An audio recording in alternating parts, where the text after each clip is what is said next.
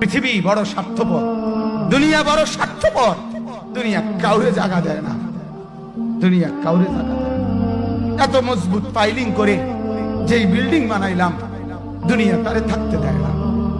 যা বেটা যা, যা তুই লাথি দিয়া বাড়ি করে যা, কবরে যা, কবরে যা। দুনিয়া কাউরে থাকতে দেয়। দুনিয়া কত ক্ষমতা ধরকে মাটির নিচে ফেলায় দিছে, দুনিয়া কত সম্পদ আলাকে মাটির নিচে ফেলে দিছে, দুনিয়া কত সুন্দরী নারীকে মাটির নিচে ফেলায় দিছে, মাটির সাথে রেজা রেজা করে ফেলছে। আজ আর চেহারা নাই, আজ আর রূপ নাই, আজ আর যৌবন নাই, আজ আর ক্ষমতা নাই। এমন বাদশা ছিল পৃথিবীতে যার হাতের আঙ্গুলের ইশারায় মানুষের গর্দান উড়াইয়া দিত, যার হাতের ইশারায় উঠত মানুষ, বসত মানুষ।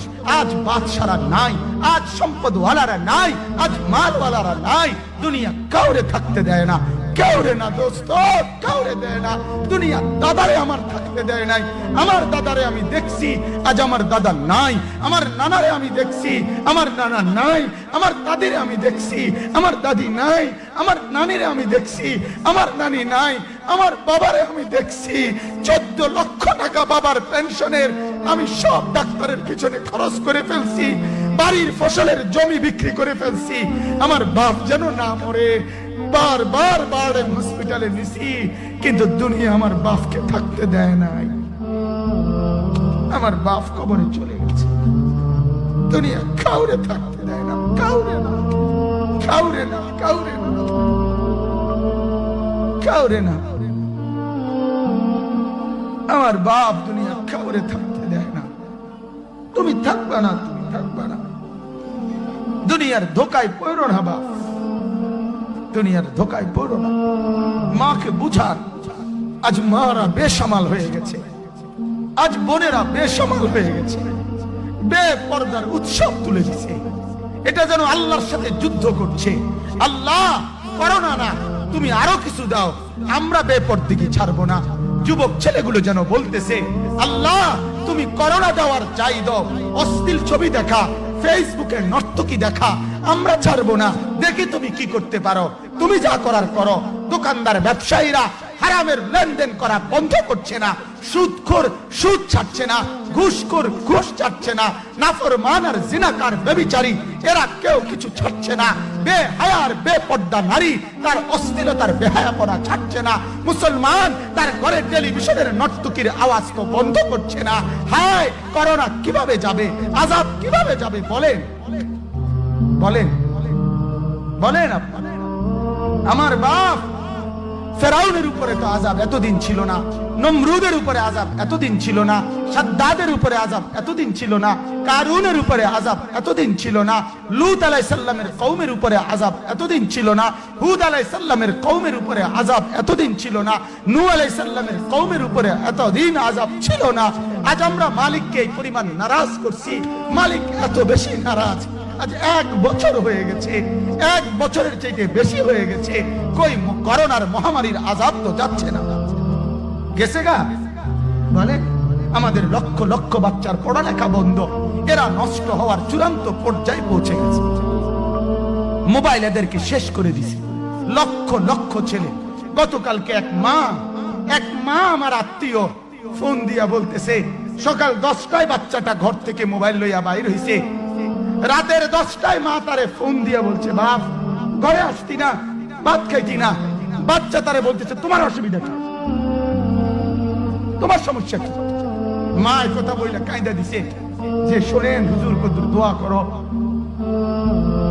এক বাচ্চা, এক ছেলে, সে যদি তার মাকে কথা বলতে পারে, তার মানে গুনাহ তারে এত মজা দিয়া দিছে, ফেসবুক তারে এত মজা দিয়া দিছে, ইউটিউব তারে এত মজা দিয়া দিছে, নর্তকী তারে এত মজা দিয়া দিছে, গুনার দৃশ্য তারে এত মজা দিয়া দিছে, সে মাকে ধমক দিচ্ছে। রাত 10টা বাজলে কি হইছে, রাতের 3টা পর্যন্ত দেখলে তোমার সমস্যা কি? আমার আখিরাত আমি নষ্ট করলে তোমার অসুবিধা কি? আমার জাহান্নাম আমি ঠিক করে নিলে তোমার সমস্যা কি? আল্লাহ আমাদেরকে মাফ করে দেন, আল্লাহ আমার জাতিকে মাফ করে দেন।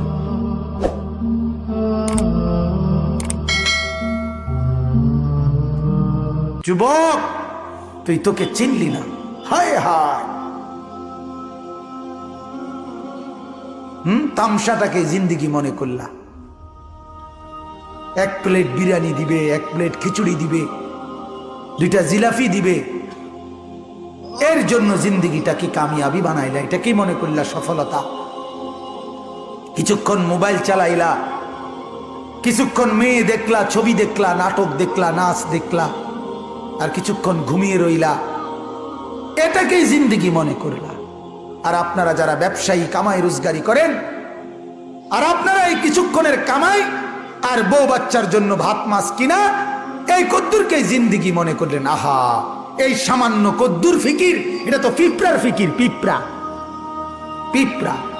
আমাদের বাংলাদেশের একজন শ্রেষ্ঠতম আলেমে দ্বীন, গবেষক আলেম ডক্টর আফম খালিদ হুসাইন, অনেক বড় মাপের আলেম এবং জ্ঞানী গবেষক, উনি বলছেন এক পিঁপড়া সামান্যটুকু খাবার খায়, হ্যাঁ, কিন্তু এরপরও সে জমা করে রাখে। এক হাতি 250 কেজি খাবার প্রতিদিন খায়, একদিন 90 লিটার পানি প্রতিদিন খায়। উনি বলছেন কিন্তু কোনদিন হাতি সে পরবর্তী বেলার খাবার কান্দে কইরা তার কাছে নিয়ে আসে না। সে এরপরে প্রতিদিন মাওলার উপরে তাওয়াক্কুল করে থাকে। রব্বুল আলামিন 250 কেজি খাবার প্রতিদিন তার কাছে পৌঁছায় দেয়। হযরত বলেন এক সাগরের তিমি এক লোকমায় যেই খাবার খায়, এক লোকমা 200 শক্ত সামর্থ্য জোয়ান যুবক গোস্ত ভাত খাইয়া একবারে যা খাবে, এই সাগরের তিমি এক লোকমায় তার চাইতে বেশি খাবার খায়। সাগরে কত লক্ষ তিমি, কি পরিমাণ খাবার মালিক সরবরাহ করতেছে। তাইলে তুমি কেন এত পেরেশান হইয়া গেলা? তুমি কেন পেরেশান হয়ে গেল? ছেলেটাকেও কামে লাগাই দিলা, মেয়েটাকেও কামে লাগাই দিলা, ফুতের বউরেও কামে লাগাই দিলা, নিজেও কামে লাগাই দিলা। কেউ কাউরে জিজ্ঞাসা করো না, কিরে বাবা তোমার নামাজ পড়ো না কেন? স্বামী স্ত্রীকে বলে না, স্ত্রী স্বামীকে বলে না, বাবা মা সন্তানকে বলে না, সন্তানাদি বাবা মার ফিকির করে না, কারো কোনো ফিকির আখিরাতের নাই। এতগুলো মানুষ মিল্লাই